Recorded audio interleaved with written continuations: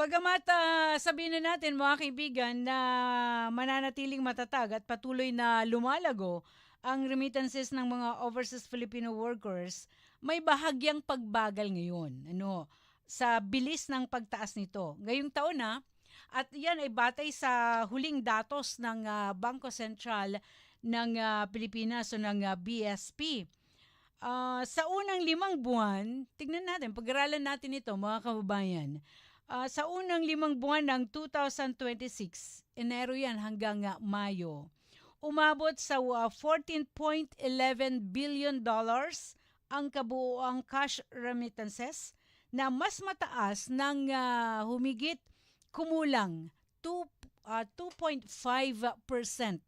Ano ho, na kung yan ay kukumpara natin sa $13.77 billion yan sa parehong panahon noong 2025.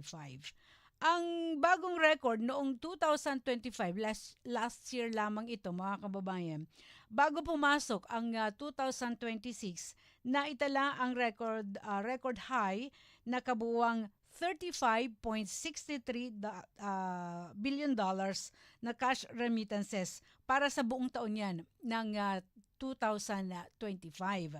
At lumalabas din na 3.3% na taas mula noong 2024.